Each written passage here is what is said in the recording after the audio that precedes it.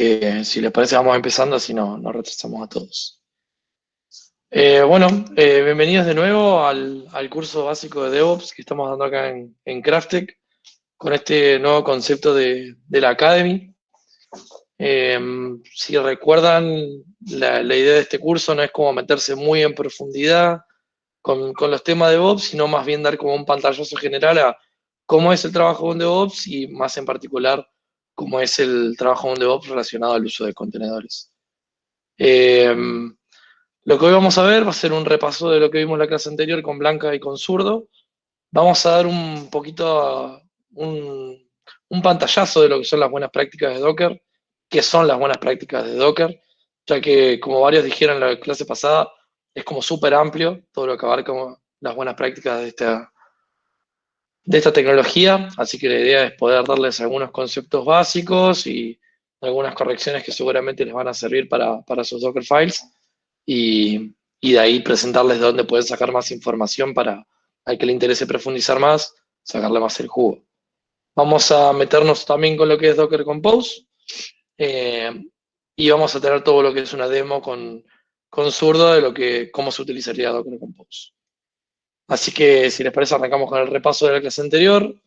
Habíamos visto en primer lugar qué era Docker, ¿sí? Si recuerdan lo que era Docker, era una tecnología para trabajar con contenedores, ¿sí? Que no introducía un concepto nuevo, sino más bien que reutilizaba tecnologías que ya estaban existentes en Linux y sobre todo en lo que es el uso de contenedores LXC y proveía herramientas para que sea más accesible, que sea más fácil de usar.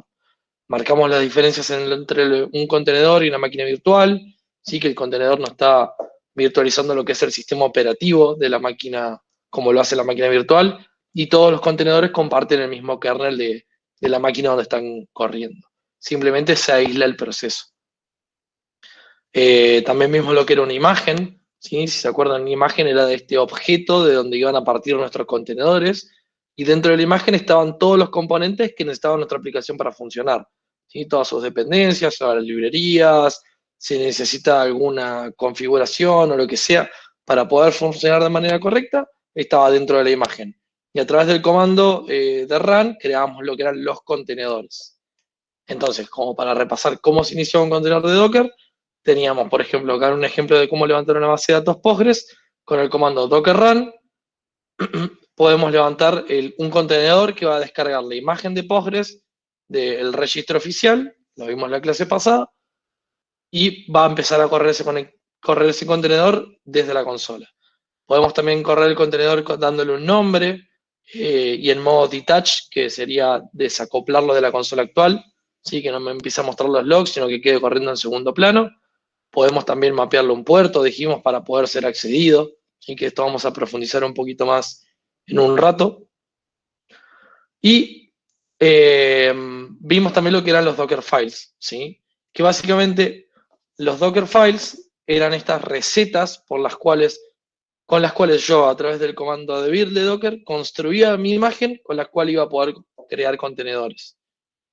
Entonces yo tenía básicamente con Dockerfile, era una serie de instrucciones que cuando yo le daba un comando de build, se creaba esa imagen de Docker a partir de estas instrucciones que uno le iba diciendo. En este caso le digo que parto de una imagen Python, que voy a copiar un archivo de mi computadora llamado requirements.txt a la imagen, voy a correr un comando de pip, donde voy a instalar esos requirements, y así sucesivamente.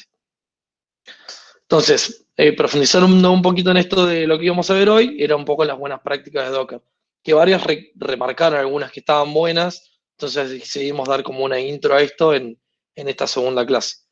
Entonces, para hablar de práctica de Docker hay que hablar de varias cosas. Primero, profundizar un poquito en qué son estas capas o las layers en inglés y qué significa aplicar buenas prácticas de Docker. ¿Sí? Aplicar buenas prácticas de Docker significa reducir el tamaño de las imágenes, dejar que en la imagen solo esté el contenido de la aplicación, lo que necesita para funcionar, ¿sí? No dependencias extras como puede ser un editor de textos, herramientas de debugging como Netcat o alguna herramienta para poder ver logs, ¿sí? Solo tiene que estar la aplicación con la cual yo estoy iniciando. Entonces, por ejemplo, si volvemos al contenedor de Postgres, en el contenedor de Postgres, la imagen de Postgres tiene que estar solamente lo que Postgres necesita para poder levantar una base de datos. No todos un montón de otras herramientas que yo puedo utilizar para monitorizar o para analizar Postgres, solo Postgres. Y otra cosa que es importante es reducir los tiempos de build o de construcción de estas imágenes, porque por ahí trabajando en local no se siente tanto, pero cuando uno está con muchas aplicaciones en la nube y se están construyendo imágenes todo el tiempo, es importante reducir esos tiempos de build. Así que nos concentremos un poquito en esta primera parte, que son las capas, que es una de las cosas más importantes al momento de hablar de Dockerfiles, y qué significa. Entonces volvemos al ejemplo del Dockerfile que les mostraba recién, donde se ve una instrucción de origen, que es la que tienen que tener sí o sí todo Dockerfile. En el Dockerfile, si bien no tiene que iniciar con esta instrucción, tiene que estar en todos los Dockerfile para que pueda construir. Es el punto de partida. Tenemos comandos para construir nuestra imagen, ¿sí? Agregamos un archivo que contiene dependencias, instalo esas dependencias, agrego el código de mi aplicación, luego indico qué puerto va a ser utilizado por la aplicación, le defino un comando que va a ser por defecto con el cual todos los contenedores que se creen a partir de esta imagen que voy a generar, ese es el comando que van a correr. Cuando haga docker run, ese es el comando que van a correr. Entonces, estas son las capas, ¿sí? Cada una de estas es una capa. En este momento tenemos 7 capas en este Dockerfile, ¿sí? Cada una de estas y se va poniendo una arriba de la otra para formar lo que es la imagen de Docker. Entonces, supongamos que queremos instalar un paquete ahora en nuestra aplicación, ¿sí? libpng, ¿sí? Las librerías de libpng. Para poder agregar estas librerías necesitamos modificar el Dockerfile y agregar esta línea en la cual instalamos esa librería. Ahora, algo que tiene, que estoy agregando una nueva capa, ¿sí? Al agregar otra nueva capa, obviamente el tiempo de build me podría estar siendo afectado y el tamaño también, ¿no? Eso es un poquito lo que queremos profundizar. A ver qué tanto afecta agregar una capa o no. Entonces, supongamos que esto lo unificáramos en un comando, ¿sí? En vez de agregar una capa, lo unifico en un solo comando, a ambos comandos, y queremos comparar a ver qué ganamos, ¿sí? De aplicar esta técnica de reducir capas. ¿Gano algo? Porque al momento de ponernos a hacer ese esfuerzo de identar, de ir depurando la imagen, es mucho más costoso el tiempo de meter todo en una sola capa que todo en capas distintas. Ya que si fallan alguna de las capas y lo separo en muchas, como está acá, voy a volver a partir el build desde el error desde la capa que falló. Si yo lo pongo todo en una sola capa, como está acá, tengo que volver a correr todas las instrucciones que estaban en esa capa de build. Entonces, volviendo a esto si yo hago esto, ¿gano algo con este esfuerzo extra que le estoy dedicando al Dockerfile? Comparemos tamaño. ¿La imagen pesa menos si yo uso menos capas? Yo en este caso construyo la imagen con las 8 capas y con las 7 capas. A la de 7 capas le llamé el Dockerfile bueno, en teoría, y al de 8 capas le llamé Dockerfile malo. Entonces, el Dockerfile bueno vemos que pesa 54.1 megas, y el Dockerfile malo pesa 54.1 megas. Entonces no gané nada. En tamaño, si yo reduzco capas, no estoy ganando nada. Capaz que estoy ganando en velocidad, entonces. ¿Sí? Si yo estoy haciendo una capa menos, capaz que los comandos se agrupan mejor, Docker lo entiende de una manera más eficiente y hace que construya la imagen más rápido. Bueno, eso se puede ver. Entonces, imaginamos que pongamos al Dockerfile y su tiempo de construcción, ¿sí? El malo me llevó 0,20 segundos. Es una imagen bastante sencillita, pero de todas formas tiene que conectarse a servidores, instalar una librería, compilar los paquetes de pip y cerrar con el comando. Y el Dockerfile bueno me llevó 0,19 segundos. Por lo tanto, es despreciable la ganancia en velocidad en el build al poner todo en una misma capa. De hecho, inclusive hasta estaría perdiendo este beneficio de si separo todo en capas y me da un error alguna de las capas, parto de esa capa y no tengo que volver a hacer todo. Entonces, ¿por qué uno hace esto, no? ¿Por qué uno trata de reducir capas? ¿Por qué se le dice que es una buena práctica reducir las capas? Entonces, volvamos a esto de las layers, ¿no? Ya que se están poniendo una capa arriba de la otra, y en mi Dockerfile yo ahora paso de tener 7 a 8, y si meto las dos instrucciones en una sola capa, vuelvo a tener 7. ¿Qué significa eso para la imagen final? ¿sí? Si nosotros nos queremos enfocar en estos beneficios, en reducir el tamaño, en dejar que la imagen solo tenga lo que necesite y reducir el tiempo de build, ¿en qué me afectan las capas? Bueno, veamos un ejemplo práctico teniendo en cuenta la reducción del tamaño de la imagen. Antes de avanzar con esto, quisiera saber si hasta ahora está todo claro. Si alguien tiene alguna pregunta o algo, es un buen momento para preguntar.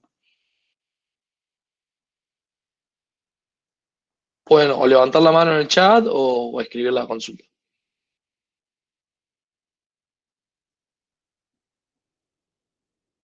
Buenísimo. Bueno, si nadie tiene nada para preguntar, seguimos adelante.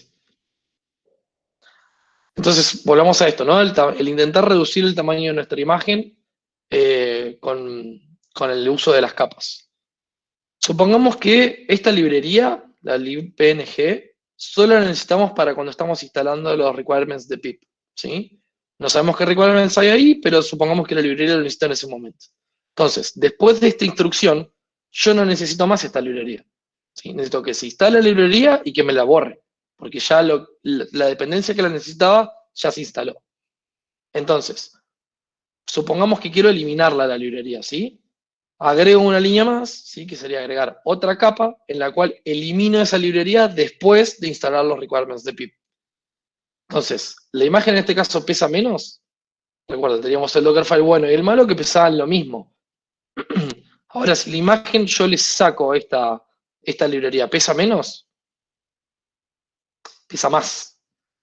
Pasé de 54,2, de 1 a 54,2. Y le estoy sacando cosas. Entonces, ¿por qué pasa esto? O sea, si yo le estoy sacando contenido, ¿por qué la imagen final me termina pesando inclusive más? Y acá es donde entra el tema de las capas. Yo no estoy de verdad sacando contenido de la imagen, sino que el contenedor que se va a iniciar con esa imagen, la sucesión de esas capas va a hacer que en el producto final no esté la librería libpng.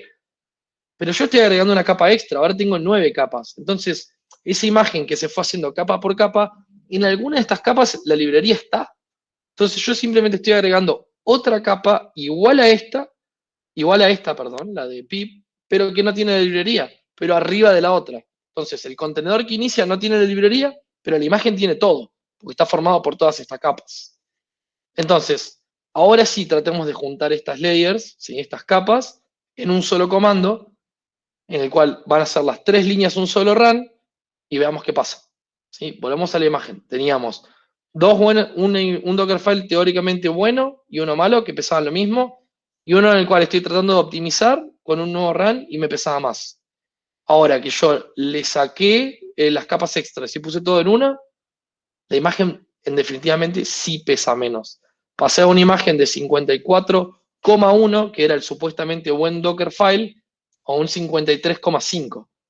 Y esto no es más que porque la capa, como es una sola, instaló la librería, instaló los paquetes que la necesitaban y desinstaló la librería. Y esto se puede llevar mucho más allá. Se pueden después eliminar toda la caché que se haya descargado para instalar el paquete, se pueden eliminar todos los binarios que no se necesiten para ejecutar la aplicación. Todo lo que se pueda eliminar que no esté relacionado a nuestra aplicación se debería sacar de la imagen Docker para hacerla lo más livianita posible.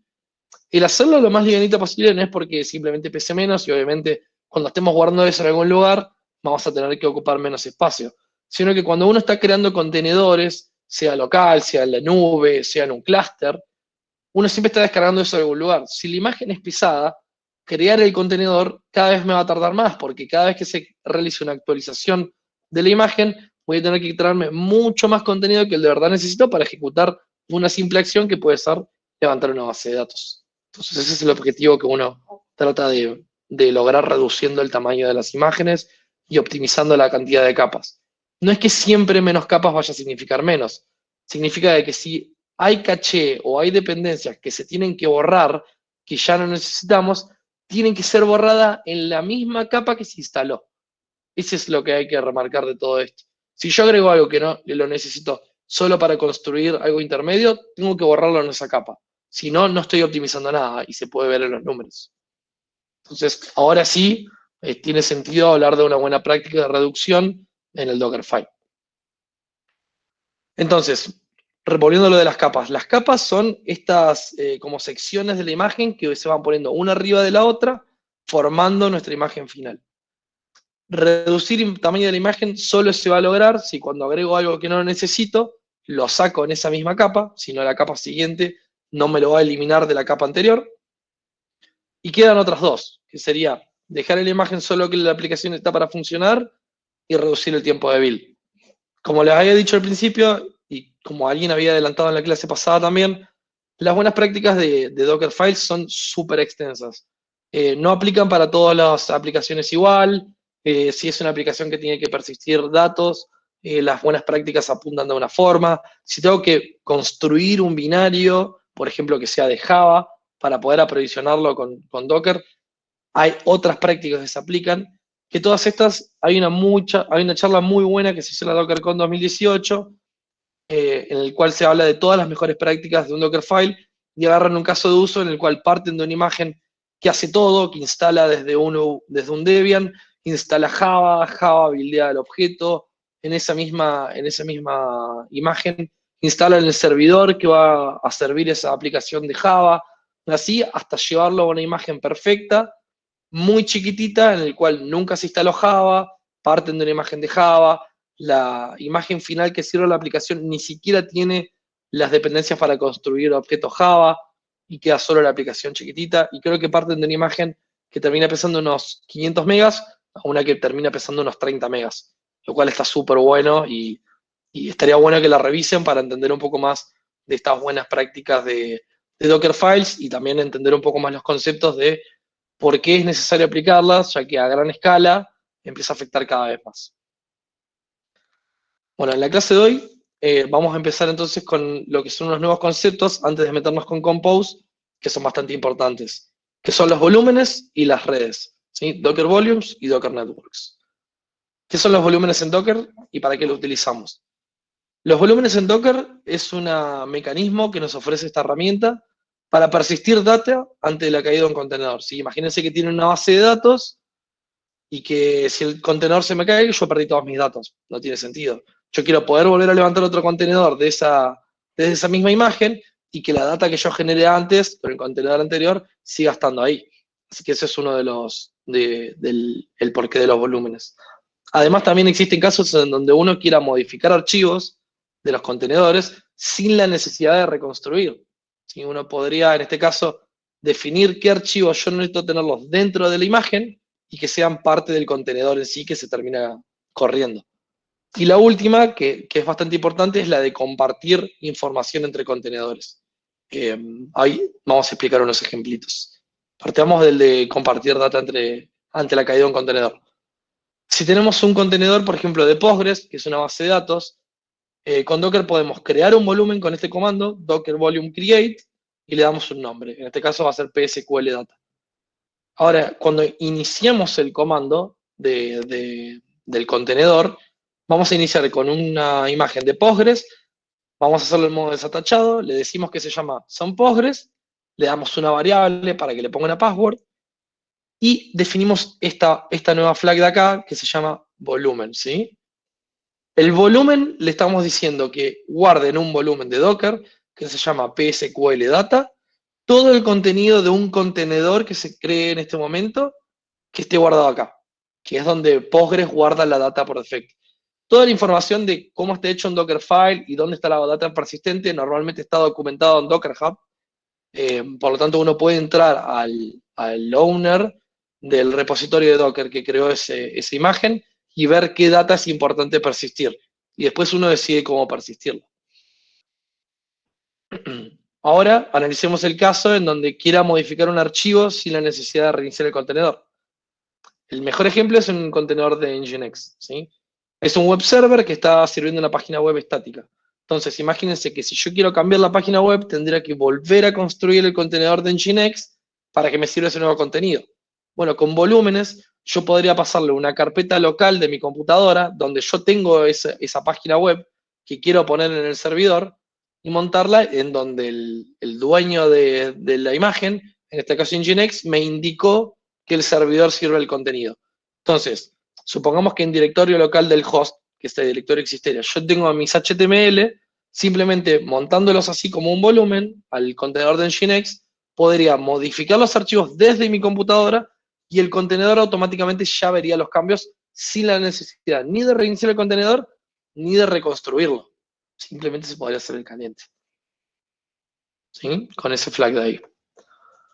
Y el último caso, que este es un poquito más complejo, que seguramente en la demo se puede llegar a ver un poquito más claro cuando la vean con el zurdo, es el de compartir data entre contenedores. Imagínense que tienen un contenedor de Nginx que quieren agregarle HTTPS. ¿Sí? La mayoría de las personas lo hacemos con Let's Encrypt, que es una modalidad gratuita para poder tener certificados HTTPS en tus servidores. Entonces, inicio mi contenedor de Nginx y declaro como volúmenes todas estas carpetas, que son carpetas que Nginx me declara que va información de certificados. Entonces, yo mi contenedor de Let's Encrypt, que es el que me va a generar esos certificados para tener HTTPS, le digo, correte, pero también tráete los volúmenes de Nginx. ¿Sí? Como el contenedor se llama Nginx, le digo los volúmenes de Nginx y aparte unos volúmenes persistentes que yo necesito del lado del Let's Encrypt. Entonces, de esta manera yo puedo compartir volúmenes entre contenedores y Let's Encrypt va a tener los procesos que generan los certificados y Nginx solo se va a encargar de servir mi aplicación. Entonces, no tengo que generar un contenedor que también instale Let's Encrypt. Puedo tener dos contenedores aparte, cada uno con su funcionalidad separada y compartir volúmenes entre ellos. Esa es una de las tres, por ahí, más importantes funcionalidades que tiene esto del volumen. Y para redes, este es un poquito más complejo. Lo más importante de redes es cómo conectar contenedores entre sí. Vamos a ver un ejemplo sencillo de cómo conecto dos, pero en realidad esto abarca a varios contenedores entre sí. Entonces veamos algunos conceptos.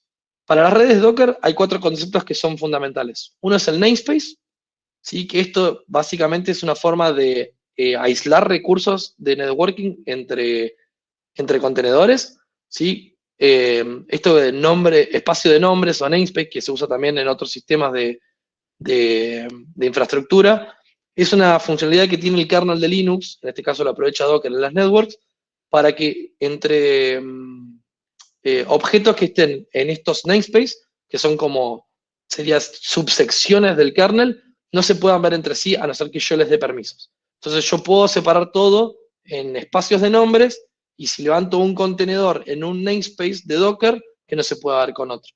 Esto lo vamos a ver en un ratito con Compose y van a ver que es automático. No es algo que uno tenga que definir manualmente. Después tenemos el Bridge Docker 0, ¿sí? Este puente que se crea por defecto cuando uno instala Docker, esto no hay que configurarlo, es como un puente que genera entre mi interfaz, ¿sí? Entre mi interfaz de red del host y Docker, porque Docker corre todo sobre una red virtual.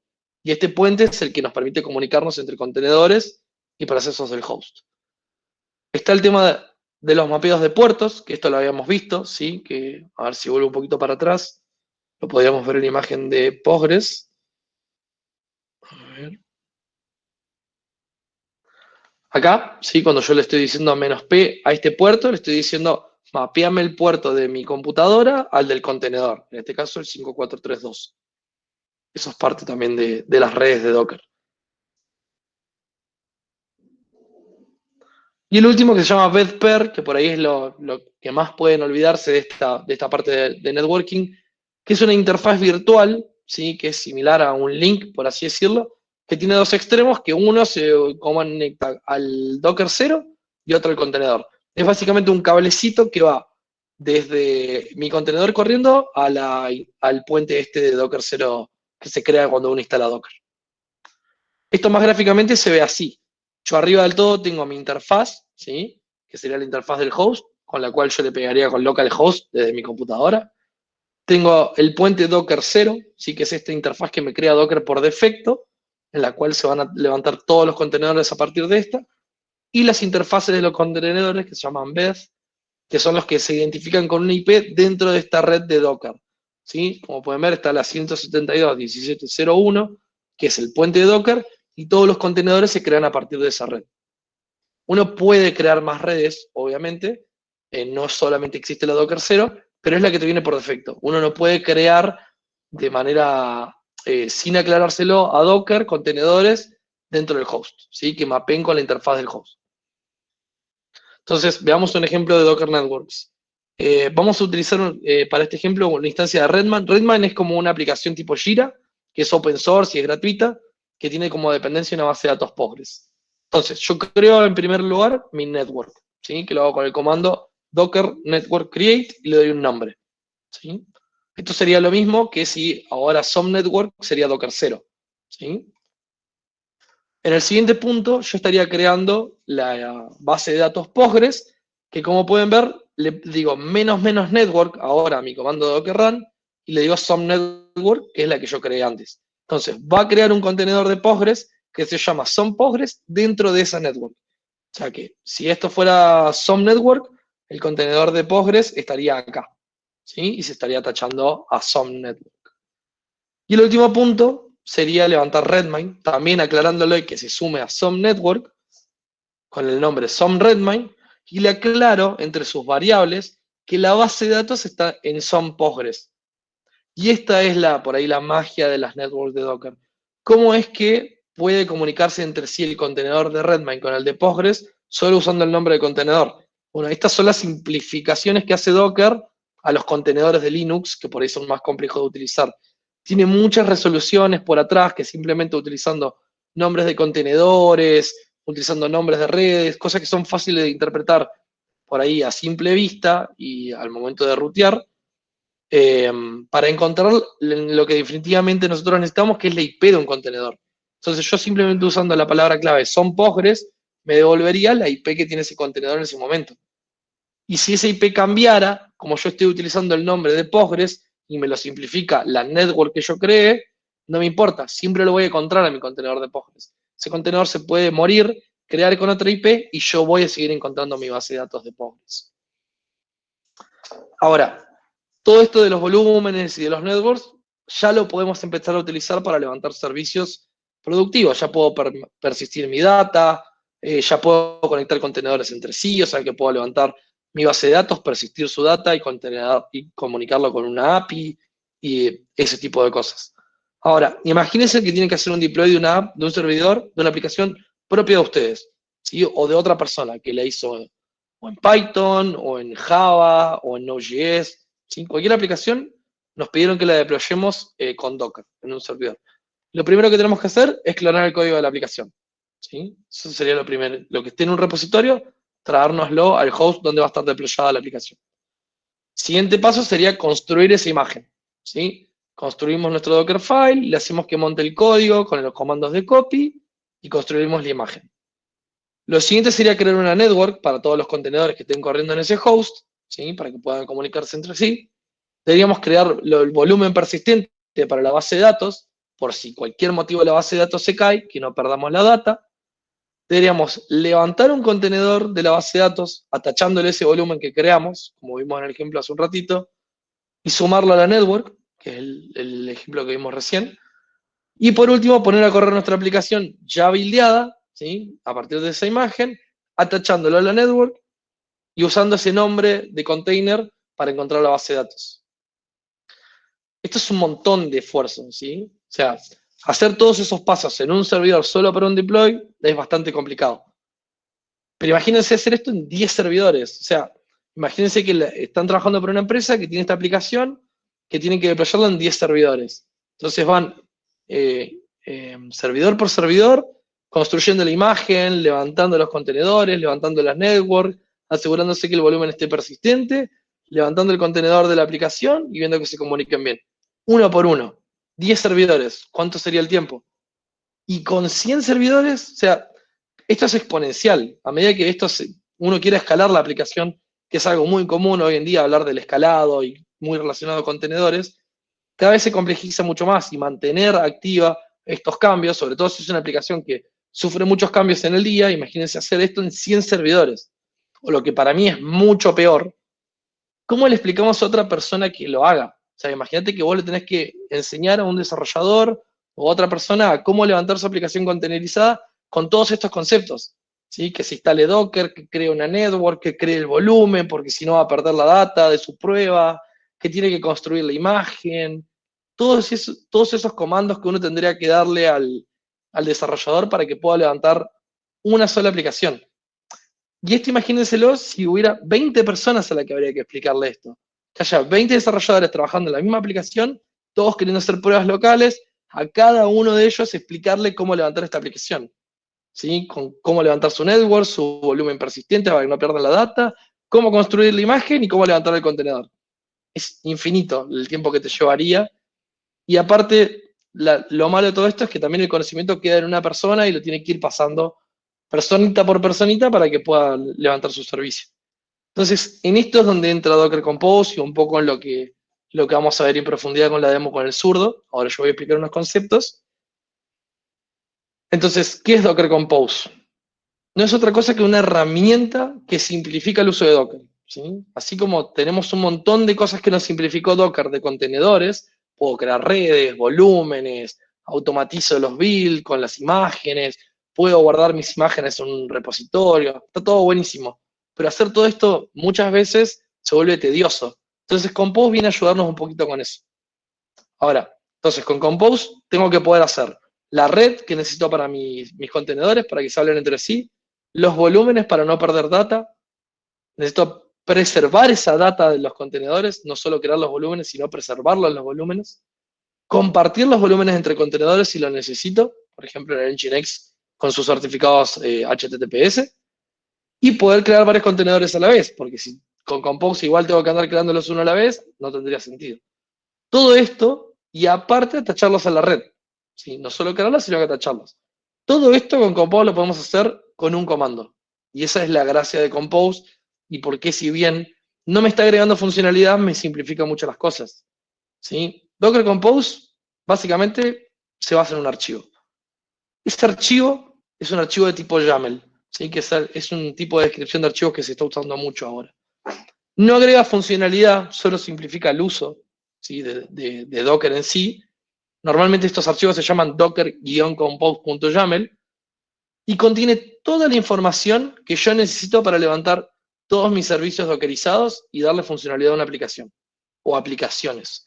Todo, completo, se puede meter en este archivo docker-compose.yaml y levantar todo eso con un solo comando.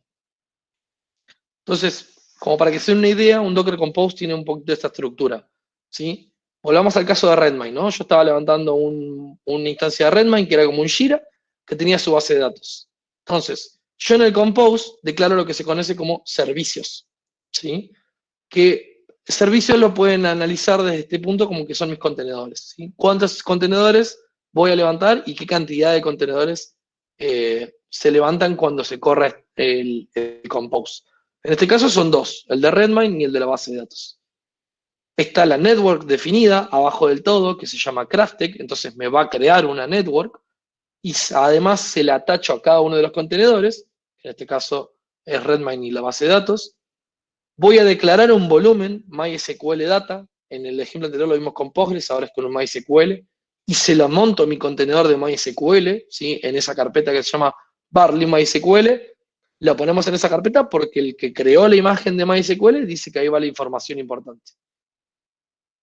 Puedo bindear el puerto hacia mi computadora, entonces si yo entro al localhost 8080, voy a ver mi instancia de Redmine que corre en el puerto 3000, y todo esto lo puedo levantar con un comando, ¿sí? Los comandos de Docker Compose que vamos a ver hoy son 4, Docker Compose Up, Docker Compose Down, PS y build. Arranquemos con el primero, que es que es Up. En Docker Compose Up simplemente va a buscar en mi carpeta un archivo docker-compose.yaml. Por defecto utiliza ese archivo. Si el archivo tiene otro nombre, se lo puedo indicar. Si hay un flag que se llama "-f" o "-file", y uno le dice en qué dirección está el Docker Compose que yo voy a levantar. Entonces, como ven, lo primero que hace es crear la network, que le pone de nombre test-craftek. ¿Y por qué hace esto si yo le dije que se llamaba Craftek? Y acá entra un poco el tema de los namespaces que les nombraba al principio. Compose y Docker hacen mucho uso de dónde te estás parando localmente. Si ven, yo estoy parado en una carpeta o directorio que se llama Craftek Academy Test. Entonces usa como nombre de partida para todos los objetos del Compose el prefijo test.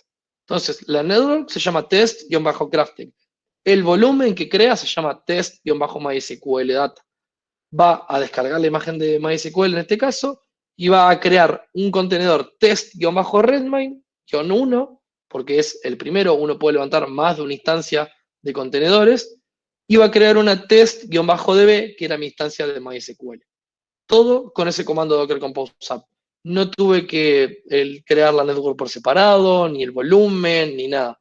Y lo bueno es que esto, como se basa en el nombre de la carpeta, si yo quisiera tener 2 instancias de Redmine, cada uno con su base de datos, simplemente me llevo ese Compose a otra carpeta, hago Docker Compose App, y van a estar todos los contenedores andando totalmente aislados, lo de test de lo de ese nombre de esa carpeta. Además, al igual que Docker, podemos utilizar el flag -d para que corran en background, si no automáticamente los contenedores que se crean en este caso van a levantarse con los logs y van a quedar atachados a la consola. Entonces, si yo cierro la consola, se caen los contenedores. Con el comando -d, que es desatachado, o en background, quedan los contenedores creados y yo puedo seguir utilizando mi consola. Esa es la manera de levantar servicios con Compose. El Docker Compose Down es lo contrario al app, o sea, que es para destruir estos objetos que creé. Entonces, basándonos en el Compose que teníamos, en este caso, hace un stop del contenedor de Redmine y el de la DB, lo remueve y remueve la network. Fíjense que no borró el volumen, porque normalmente uno no quiere, al destruir un Compose, eliminar el volumen. Eso lo hace automáticamente Docker. Cuando vos tenés declarado un volumen o una carpeta como volumen para un contenedor, no lo elimina cuando haces un Docker Compose Down. Uno tiene que ir manualmente a borrar esos volúmenes que ya no pertenecen a un contenedor. Otro comando que es Docker PS, que es igual que Docker PS, pero aplicado a Compose, te muestra solo los contenedores del namespace en el cual pertenece el Compose. Entonces, en este caso, me estaría mostrando solo los contenedores de mi base de datos y de Redmine. Si yo tuviera otros contenedores corriendo en este host, no me los muestra. Me muestra qué comandos están corriendo cada uno de ellos y el estado. En este momento, como lo muestra acá, estaban los dos arriba y me muestra qué puertos tienen expuestos. Y si están bindeados alguno. Que en este caso, como decía nuestro Compose, el puerto 8080 estaba hacia el 3000 del contenedor. Y el último, que es el build, que no aplica a este Compose que tenemos, pero los voy a mostrar con otro ejemplo. Supongamos que tenemos una aplicación frontend, ¿sí? Que le construimos un Dockerfile, que queremos levantarlo al mismo tiempo que levantamos todos los otros servicios. Bueno, en el Compose podrían poner en la descripción del build, ¿sí? con este comando build, le dicen cuál es el contexto y cuál es el Dockerfile que se va a construir. Y automáticamente, cuando hagan Docker Compose build, va a intentar, por ejemplo, el Postgres dice que usa una imagen, entonces no tiene que construir nada, y empieza a construir el frontend. Entonces no tuve que hacer Docker build, ponerle un tag, no tuve que hacer nada de eso. Simplemente desde el Compose están todas las instrucciones que necesito para construir mis imágenes a partir de un Dockerfile, levantar servicios y comunicarlos entre sí y mantener la data que sea persistente. Todo con un solo comando. Así que, bueno, como para hacer un resumen, recalcar esto, ¿no? Que Docker Compose es una herramienta que nos facilita el uso de Docker. No extiende la funcionalidad de Docker. No hay nada que yo no pueda hacer con Docker que sí con Compose. Que pueda ser más fácil, que podamos definir órdenes y cosas así, lo puedes hacer. Pero con Docker lo puedes hacer de la misma manera. Obviamente, el definir el orden, uno correría los comandos en el orden que lo necesita. Compose simplemente me da una manera resumida y cómoda de agrupar toda la configuración de servicios containerizados. Su data, su comunicación, puertos abiertos, orden en el que se tienen que levantar y muchas otras cosas más que las pueden profundizar en la documentación de Compose o pueden hacernos preguntas en el chat si les surgen dudas de qué pueden llegar a meter en un Compose, pero básicamente es para eso. Se crea un archivo de tipo YAML que puede tener cualquier nombre. Por defecto uno siempre utiliza docker-compose.yaml porque así el comando lo encuentra sin aclarárselo. Y nada, esto último es que no agrega funcionalidad. ¿Sí? Todo lo que hace Compose se puede lograr. Todo lo que hace Compose, ahí está mal escrito, se puede lograr sin Compose, que es que se puede lograr con Docker. Entonces, bueno, ahora Zurdo les va a hacer una demo de Docker Compose. No sé, Zurdo, si querés mostrar vos las filminas de la demo o querés que las muestre yo acá. Ahí lo muestro mientras voy explicando. Dale. Mientras que el zurdo se prepara para eso, estaría bueno si alguien nos quiere hacer alguna pregunta o alguna duda que les quede hasta ahora. No sé si Ah, saltaron, dale, no estaba mirando. aprovechemos. A ver, Agustín dice, yo tengo una duda, ¿por qué haría falta crear la red aparte Craftek en vez de usar la que viene por defecto? No, no es necesario crearla. No, vos podés usar la Docker 0 por defecto, simplemente es una buena práctica no utilizar la red por defecto cuando estás levantando un conjunto de servidores. Si volvamos a esto del namespacing. Si yo quiero levantar un servicio que tiene su propia base de datos, yo no quiero que se pueda ver entre todos los contenedores. Quiero aislarlo, ponerlo en su propia red y que entre ellos se puedan ver, que yo pueda acceder con un puerto, pero si levanto otros contenedores que no necesariamente lleguen a ese contenedor. Es simplemente para eso.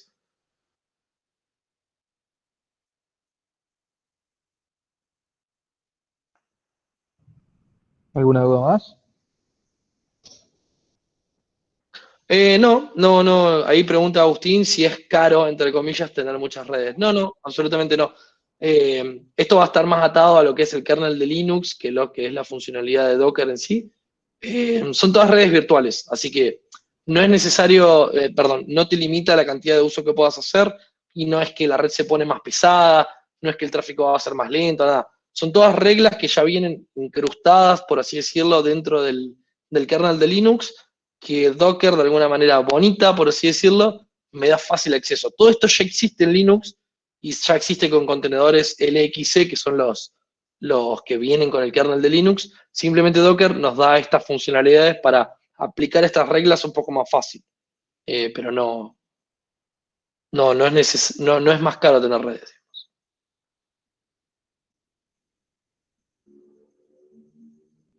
Buenísimo.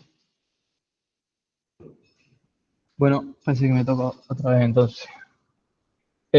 Bueno, les comento antes ahí de compartir las pantallas. La idea es justamente, no sé si recuerdan el ejemplo pasado que vimos en Flask. La idea es seguir de ese ejemplo, así no se pierden tanto.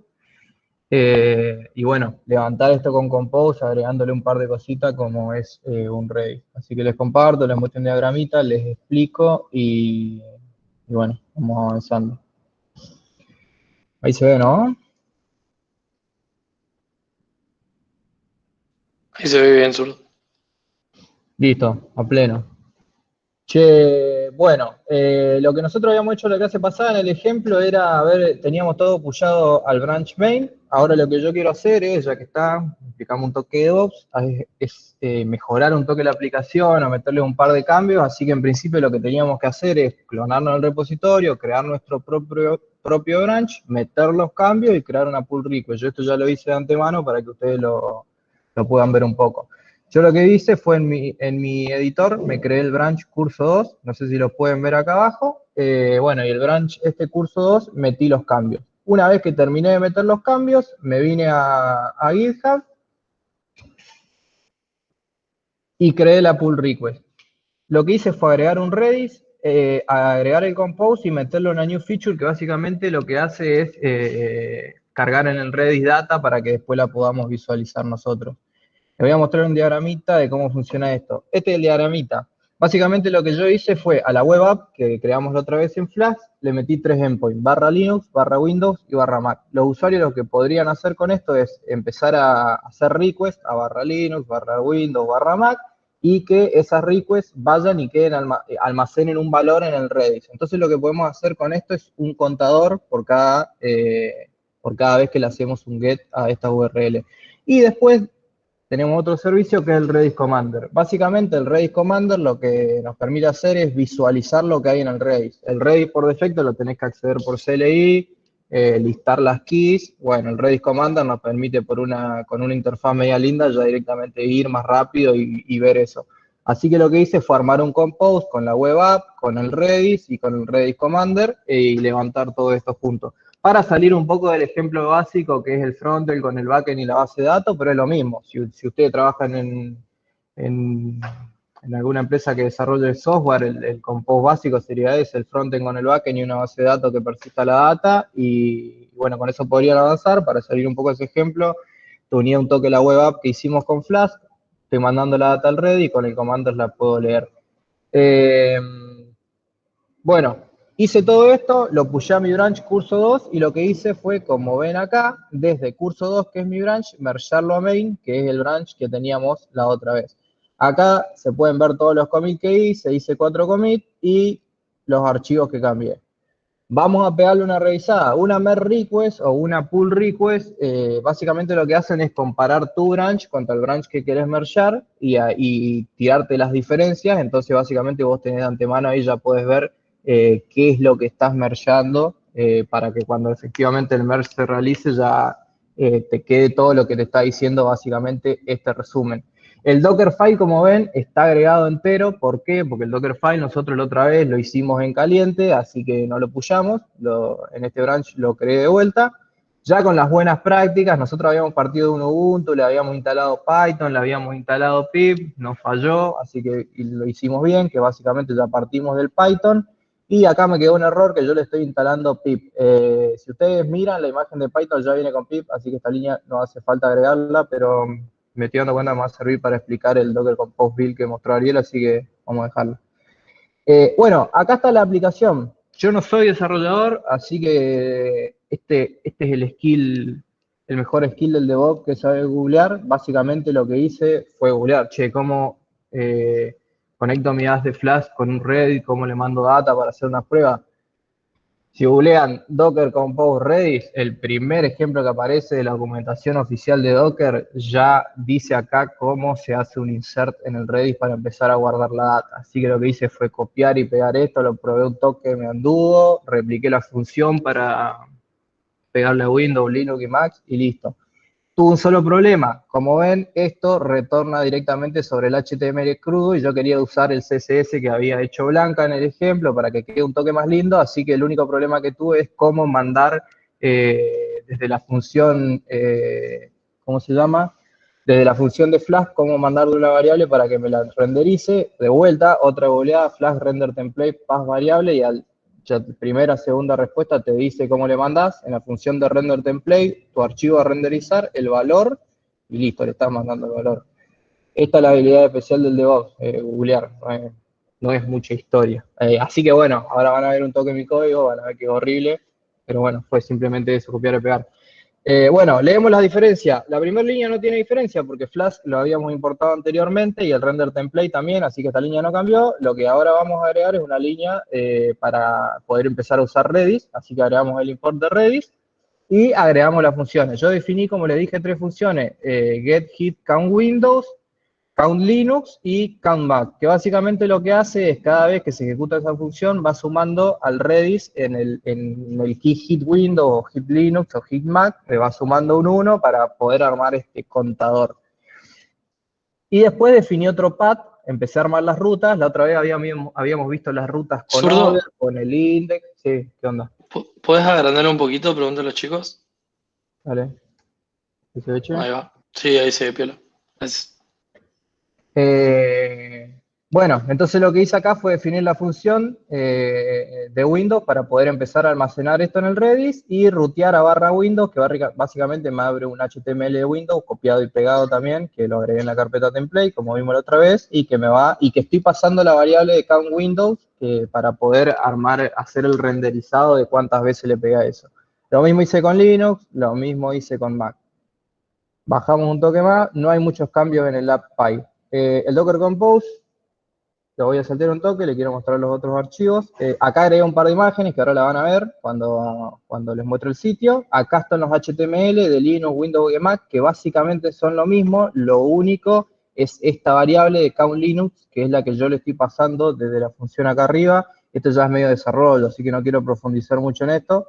¿Dónde está? Esta es la variable que le estoy pasando, para que ustedes entiendan un poco el ejemplo. Y bueno, así se arma todo el contenido. Ahora pasemos a lo interesante que es el compose. Esto igual yo lo voy a marchar al brand de main y ustedes lo van a poder obtener de ahí. Bueno, entonces, ahora sí, pasemos a armar el compose con esto que les mostré anteriormente, la web app hecha en Flask, que la hicimos la clase pasada, más la feature esta del contador que le agregamos hoy, el Redis, que es donde se va a guardar la data, y el Commander, que nos va a permitir visualizar de forma más fácil la data que guardamos en el Redis sin tener que estar conectándolos por la CLI y tirando los comandos de Redis ahí. Bueno, ¿Qué es lo que hacemos entonces? Definimos la versión del Compose. Dependiendo de la versión, ustedes van a tener más o menos feature, cambian por ahí un poco la forma de definir las cosas, pero bueno, eso es básicamente googlear, leer la docu ahí, dependiendo de la versión que están usando y adaptarse a eso.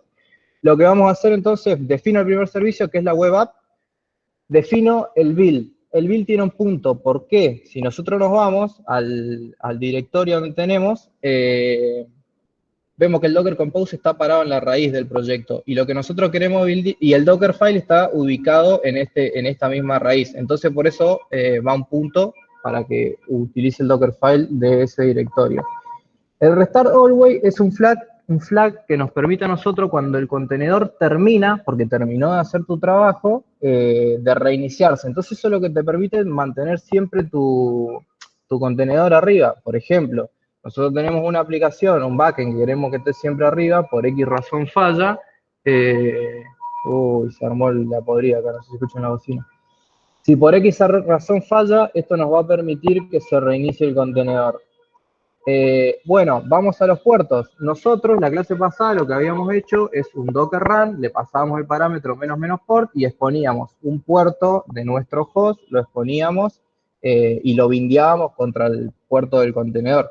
En este caso, lo que yo voy a hacer es bindear el puerto 5050 de mi host, de mi computadora, de mi Mac, lo voy a bindear contra el 5000 de la web app, que es lo que habíamos hecho la otra vez.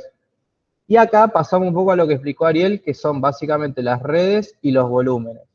Esta red es una red que nosotros vamos a utilizar para que todos nuestros servicios, tanto la web app como el Redis, como el Redis Commander, estén dentro de la misma red. Así entre ellos se ven, y si yo después necesito desplegar otras cosas, lo puedo mandar a red diferente, y con esto permito que mis entornos se aíslen unos de otros. Obviamente, entre estos servicios se tienen que ver todo porque se conectan entre sí, pero si uno quiere levantar 7 compos, lo levanta 7 networks diferentes y se asegura de que entre ellos por ahí no tienen conectividad. Así que sirve para eso. Como dijo Ariel, hay que hacer la definición de la red en Compose al final del todo. Si no usan Compose, lo que tienen que hacer es un Docker Create Network, counternet, y después cada vez que ejecutan los servicios, pasarle la red. En Compose ya la podemos definir al final, y bueno, con eso se nos crea la red al momento del inicio y ya todos los contenedores levantan en esa red. Hay algo que van a ver distinto acá. Lo que mostró Ariel en un ejemplo, básicamente, es crear también los volúmenes.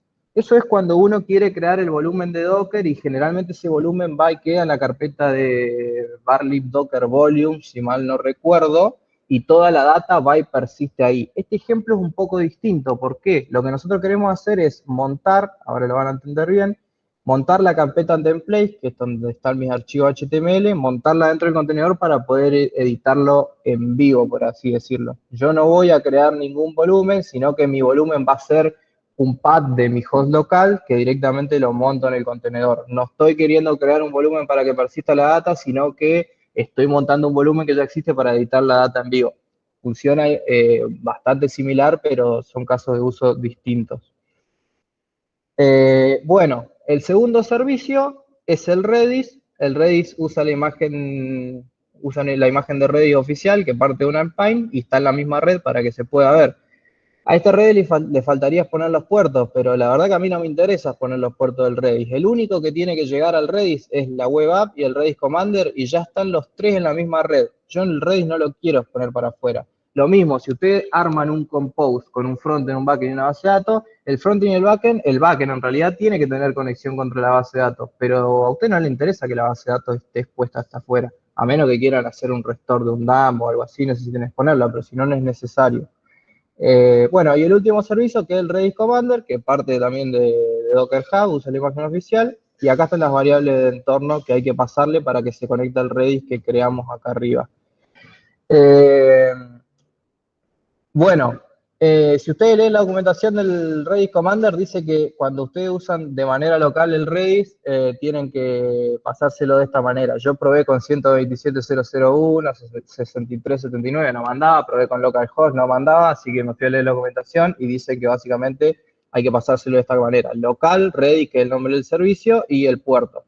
Y después los puertos que vamos a poner si ustedes quieren acceder de afuera, que el Redis Commander, como es un visualizador, sí lo van a tener que ver. Y la red, obviamente, porque está en la misma red. Y acá los requirements que, si recuerdan la clase pasada, yo les había comentado que una buena práctica es definir las versiones de cada dependencia, porque si no, al momento del build, quizás ustedes buildean una imagen ahora y en 3 meses, y si no le definen una versión específica, la imagen cambia la versión, perdón, y se les rompe todo. Así que esto también es una buena práctica, así como cuando definimos en el Dockerfile la imagen. Bueno, vamos a ver un toque el ejemplo. Le voy a mostrar antes otro diagramita, que es este que está acá. Acá, cada una de estas líneas que ustedes ven es un caso de uso distinto que se los voy a explicar mejor ahora para que entiendan. Por eso parece medio que un quilombo. Como ven, la Docker Network es CounterNet, que es la misma que definimos acá en el Compose. Network CounterNet está acá en el diagrama con el mismo nombre. Y esta red contiene los 3 servicios, la web app, el Redis y el Redis Commander. Entre ellos se ven, pero desde afuera no se van a ver hasta que yo ponga los puertos.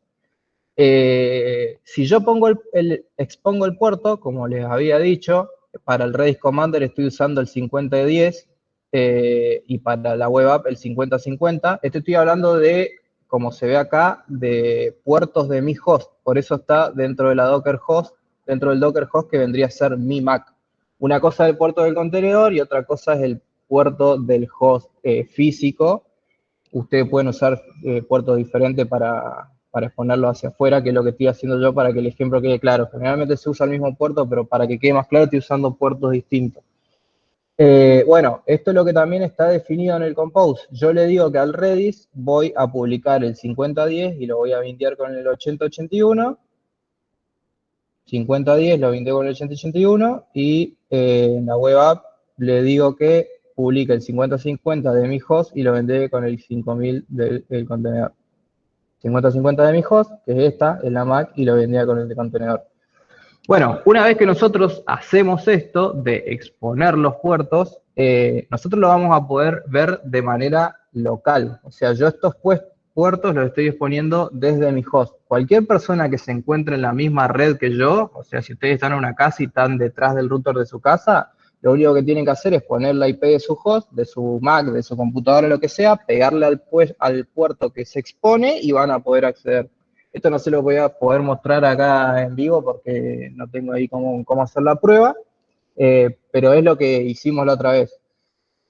Lo mismo pasa, ahora bien, ustedes están muy contentos con su aplicación, que están dando espectacular, se lo quieren mostrar a un amigo, a su mamá, a su papá, necesitan publicarla esta aplicación. Tienen 2 maneras.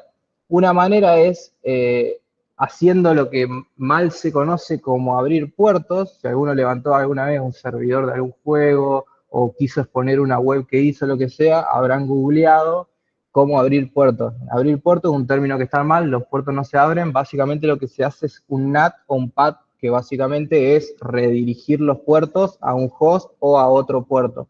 Eso es el NAT o el PAT.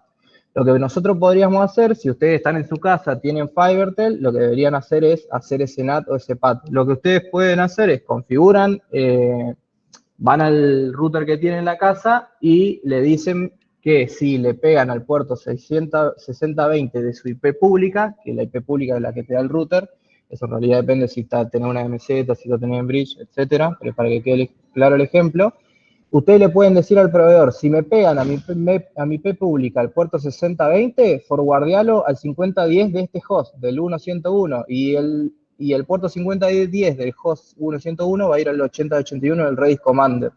Si se fijan, hay 3 puertos acá en juego, que eso ya depende de cómo ustedes lo quieren configurar. Ustedes le pueden poner el puerto 8081 al Redis Commander, el 8081 a la Mac y el 8081 al router y hacen el NAT y queda funcionando. Para que ustedes lo entiendan, yo lo hice con 3 puertos diferentes para que vean que se puede bindear cualquier puerto con cualquier puerto, cualquier host con cualquier host.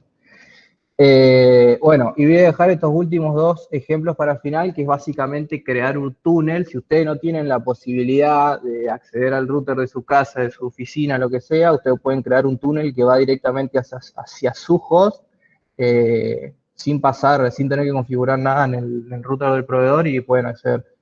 Vamos a pasar un toque a la demo, así queda un poco más claro todo esto que les expliqué. Como les dije, yo tengo acá todo mi contenido. Les voy a mostrar el Compose, nuevamente el mismo Compose. Vamos a ejecutarlo, como dijo Ariel, con un docker compose app. Docker compose app -d. ¿Sí parado bien? Sí. Bien, como ven, me creó la red curso básico de Go marzo 2001-counternet. ¿Y por qué me creó con ese nombre la red si yo la definí como counternet? Por lo que acaba de explicar Ariel, por esto de los namespaces. Si ustedes ejecutan esto desde una carpeta que se llame curso básico de Go, les va a crear una red con ese nombre, curso básico de Go marzo. Lo mismo pasa con cada uno de los servicios. Si mi carpeta se hubiese llamado curso solo, me hubiese creado el servicio curso-redis, curso-redis commander, curso-web app. Bueno, cerramos ahí un toque lo que explicó Ariel de esto de por qué los va creando con este nombre. Bien, vamos a hacer un Docker PS, a ver si todo esto quedó levantado y andando. Como ven, hace 44 segundos tenemos corriendo todas las cosas. El commander, el ready en sí y la web. Vamos a hacer una pequeña prueba con esto que les dije. Vamos a pegarle al puerto 5050, que es el que acabo de poner, y vamos a pegarle a barra Windows. Acá lo tengo el ejemplo. Barra Windows. Ah, perdón, le pegué al 5000, porque cambié el puerto. Bien. Como ven, esto lo que hizo fue el app.py, que es lo que teníamos configurado en mi aplicación, dice que cuando yo le pego a barra Windows, esto vaya y cargue en el Redis un valor para empezar a armar este contador que les dije. Si ustedes miran acá, yo lo que voy a hacer es un control R para que se me recargue la web, y cada vez que le pego va aumentando este contador. Esto mismo lo puedo hacer con un curl. Vamos a hacer un curl, el 5050 barra Windows. Le pego una vez, le pego otra vez, le pego otra vez, le pego otra vez, le pegué 3, 4 veces, acá debería tener 11, 12 la próxima vez que recargue la página, así que acá tenemos 13. ¿Por qué? Porque cuando yo la recargué le estoy haciendo una request de vuelta. Tiene un problema ahí de arquitectura interesante en mi aplicación. Bien, lo mismo pasa con Linux, lo mismo pasa con Mac. Y así tenemos ya directamente nuestro contador funcionando con Redis. Bueno, lo que le quiero mostrar ahora es el tercer servicio que tenía el Compose, que es el Commander, que es un visualizador. Vamos de vuelta a chequear en qué puerto se estaba corriendo. Lo estoy corriendo en el 5010 de mi host. Así que vamos a abrir el 5010. Perdón. 5010. Y acá tengo el Redis Commander. Como ven, está abriendo mi Redis local, que es el que pegué con el Compose, y tengo acá los 3 valores, hit Linux, hit Mac, hit Windows, cada uno con su valor. La aplicación básicamente lo que hace es esto mismo, lee el Redis y hace un print del valor que nosotros tenemos ahí. Bueno, ese sería el ejemplo de Compose con el Flash ya editado ahí para poder tener un par de funcionalidades extras e ir probándolo. Para que esto sea un poco más real, más lindo, nos pusimos a investigar y hay una tool interesante que se llama Ngrok, que tiene una funcionalidad free que lo que te permite es armarte un túnel directamente a algún servicio que tengas en tu computadora.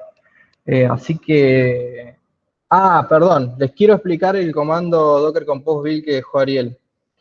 Yo tengo mi Dockerfile que le había puesto esto, que estaba de más, la instalación de pip. La instalación de pip estaba de más porque como yo estoy partiendo de una imagen de Python, ya no me hace falta instalar pip. Así que voy a aprovechar para comentar esto y tirar un docker compose --build.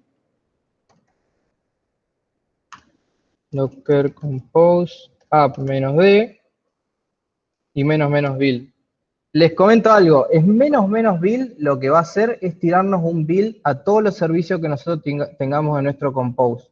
El Redis no necesita un build porque yo no le estoy pasando, como en la web app, no le estoy diciendo que lo buildee, así que no me lo va a buildear. El Redis Commander lo mismo, no le estoy diciendo que me lo buildee con código propio, así que tampoco me lo va a buildear, sí me va a buildear la web app. Pero en el caso de que ustedes tengan un frontend, un backend y varias cosas que sí necesitan de un build, ustedes pueden usar el flag --build y el nombre del servicio. A ver si esto anda. Web app. Ya les digo, en este caso, tirando el -build solo, me va a buildear lo único que yo tengo disponible para buildear, que es la web app, pero si tienen varios servicios que se buildeen, le pasan solamente el nombre del servicio que quieren buildear, así no están esperando que se buildeen todos los servicios. Ustedes por ahí tocaron un poco de código en el backend, así que buildean solamente el backend.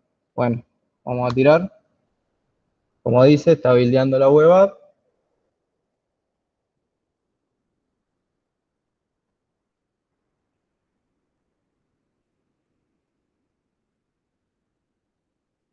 Y ahí dice que está recreando el contenedor. Como ven, la capa anterior, la que hacía la instalación de pip, ya no está más porque la acabo de comentar, así que tengo una nueva imagen con una capa menos, como dijo Ariel, tengo una capa menos acá, así que reduje un poco ahí el peso de mi imagen. Si hago un docker ps, tengo mi contenedor corriendo hace 20 segundos porque se generó una nueva imagen, entonces se tuvo que redesplegar. Otra cosita que me olvidé de mostrarles, se las voy a mostrar. Yo en la web app lo que hice fue montar la carpeta template, dice punto .template, ¿por qué? Porque estoy en esta misma altura del árbol de directorios. Así que acá tengo la carpeta template con todos mis archivos. El 404 que vimos la otra vez, el index que vimos la otra vez, el other que vimos la otra vez, y los tres que agregué, Linux, Mac y Windows.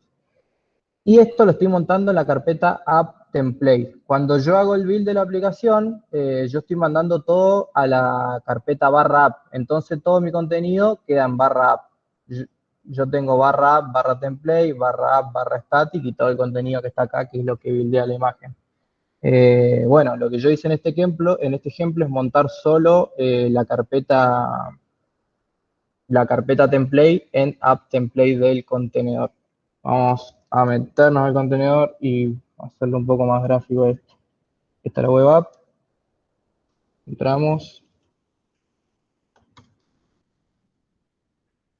Bien, estoy dentro del contenedor. Estoy dentro de la carpeta barra app. ¿Por qué arranco en esa carpeta? Porque yo le dije que el wording era acá barra app, así que voy a iniciar ahí adentro. Si ustedes quieren setear otro wording, lo pueden hacer. ¿Qué tengo adentro de mi wording? Todo lo que está acá, porque básicamente el Dockerfile lo que hace es hacer un copy de punto a punto, o sea, de donde está parado a la carpeta barra app. Así que tengo acá adentro todo esto.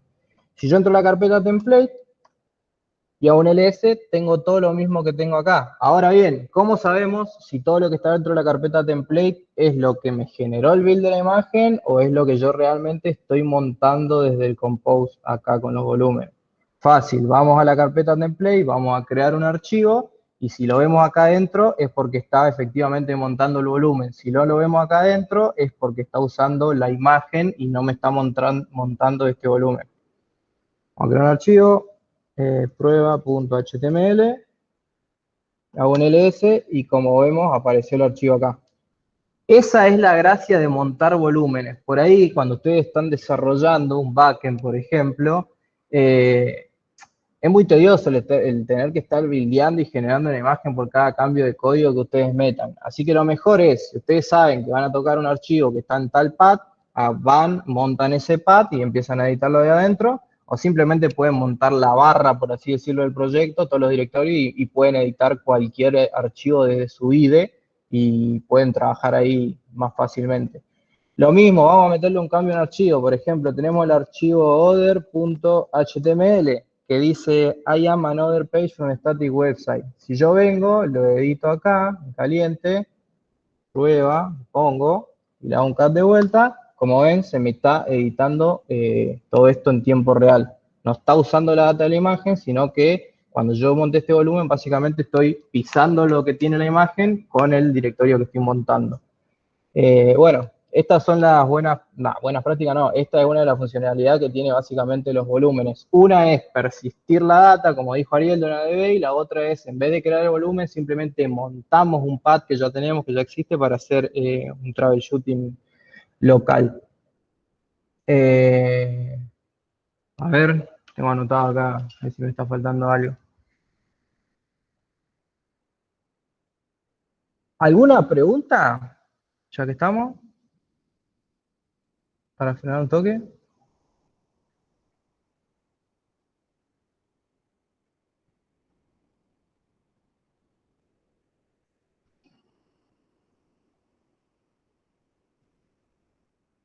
Bueno, se ve que explico re bien, ¿no? Bueno, sigo entonces con el ejemplo, que ya para que ustedes vean que esto es verdad, que acá no le estamos vendiendo humo. voy a usar esto que les comenté que descubrimos ahí con los chicos, que es el servicio en Grok. En Grok lo que hace es crearte un túnel directamente a tu host al puerto que vos le especifiques. Así que vamos a hacer esa pruebita. Yo tengo, como les dije, expuesto los puertos 50-50 para la web app y 50-10 para el Redis Commander. Así que me voy a ir a donde tengo descargado el binario de Ngrok, que es esta carpeta en mi caso. Voy a hacer un ngrok HTTP al puerto 50-50, que es básicamente donde tengo la web app.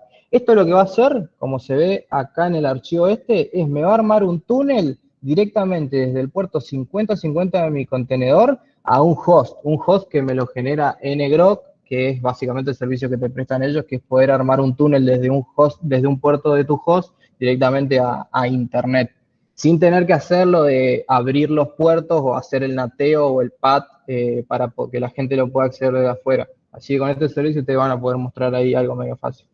Bueno, lo ejecuto. Yo entonces lo que le digo es, hacemos un túnel directo al 50-50 de mi host. Y acá me devuelve el endpoint. Este endpoint yo lo voy a tirar acá en el chat y cuando ustedes le empiecen a pegar, van a ver como acá a mí me empiezan a llegar todas las requests. Y si ustedes le empiezan a pegar a Windows, Linux, Mac, lo que sea, van a ver cómo se suma el contador. Así que lo tiro acá en el chat. Ahí, barra Windows, barra Linux, barra Mac. Y bueno, ahí ya vemos cómo le están pegando ustedes a barra Windows, barra Linux, y etcétera, etcétera. Y les carga todo el contenido. Está tranquilo, vieja, que me van a matar la computadora. Uy, ¿por qué le pegaban tanto? Bueno, vamos a abrir Alta denegación de servicios, te están haciendo absurdo. me va a explotar la placa de red. Che, ¿están pudiendo acceder o no? Supongo que sí, porque veo las requests, pero Sí, te lo estamos la rematando, mayoría. amiguito. Listo, a pleno. Bueno, ngrok nos va a permitir hacer eso. Yo ahora lo que quiero hacer es que ustedes vean, voy a poner un Hackeado. ejemplo con el Redis Commander. Lo quisiera hacer 2 veces, pero creo que la versión free no me deja, así que tiro este túnel, así no me molestan más. Y lo voy a hacer al 50-10. Ahora le voy a pasar de nuevo el host, que va al 50-10, que es el Redis Commander, y ustedes van a poder ahí a ver cuántas veces le pegaron. Ahí, che. ¿Sí anda esto? Bueno, ahí está el Redis Commander. Si le dieron salsa, van a ver ahí todo lo rico que hicieron. Y eso es básicamente la forma de armar un túnel directo a algún puerto del host para, yo qué sé, darle accesibilidad a alguien rápidamente si ustedes quieren hacer una prueba.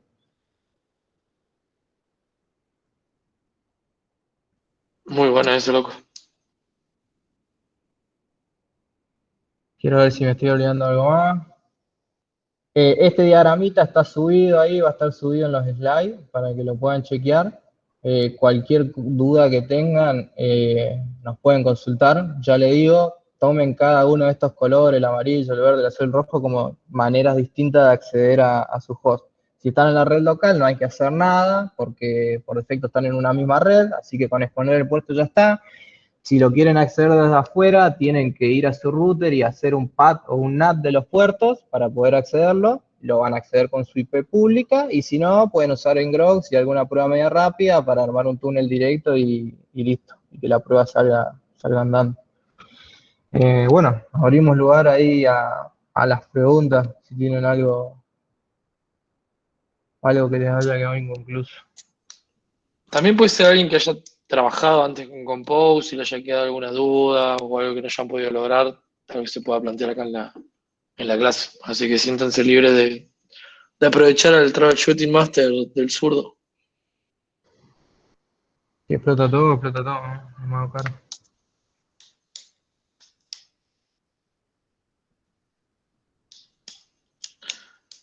Neftafi dice que siempre tiene problemas con la indentación. Bueno, ahí siempre puedes utilizar un linter o algún syntax check que vienen para YAML en sí, no es algo de Compose. Podés utilizar un comprobador de sintaxis de YAML. Vienen varios plugins para Visual Studio, para Sublime, para IntelliJ IDEA, o inclusive así por consola, que le decís este es mi YAML, decime si está bien, y te va indicando cuando algo está mal identado. Después hay uno que es propio de Compose, en el cual te respeta, porque en Compose tienen versiones también, y la versión 2 no es la misma forma de cómo escribir, por ejemplo, los volúmenes o las variables de entorno que en la versión 3.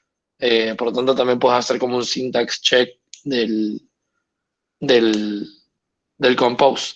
Creo que el comando es docker-compose config. Ese es el comando que vos tirás, le decís a dónde está tu Compose, y si está bien escrito, simplemente te imprime el Compose, y si no está bien escrito, te dice dónde hay errores. Bueno, eso el tema de las versiones de Compose es porque, nada, van agregando diferente funcionalidad. Compose es un proyecto escrito en Python y al principio no soportaba todos los comandos que podías hacer con Docker, no los soportaba Compose. A medida que se fueron agregando más cositas, obviamente lo fueron agregando de versión y otras que se fueron deprecando. Por ejemplo, antes para machar contenedores entre sí, a ver, Surdo, si me dejas compartir un cachito de la pantalla, que le voy a mostrar Compose links.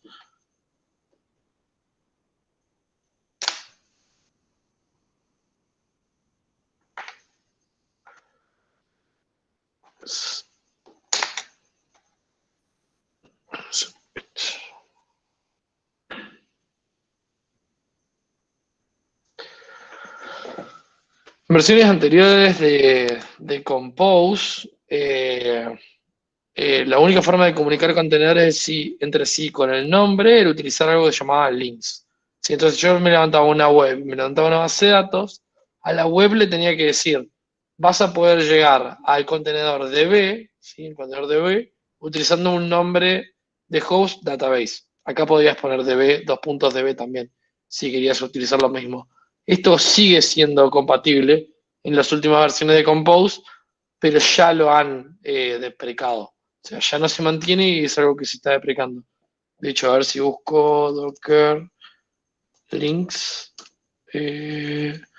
replicated, debería salir legacy container links y acá está el warning. La función link de Docker es una feature legacy y ya no se mantiene. Eventualmente la van a borrar, por lo tanto, está bueno que si hacen un compose nuevo y de cero, ya no utilicen esto, ¿sí? Ya no lo utilicen así y utilicen network. Ahí sí, si vos querés utilizar la resolución de nombres que uno le pone, no vas a tener que crear una network para que pueda agregarlo eso a cada una de las entradas de cada contenedor, le dice cómo encontrarse.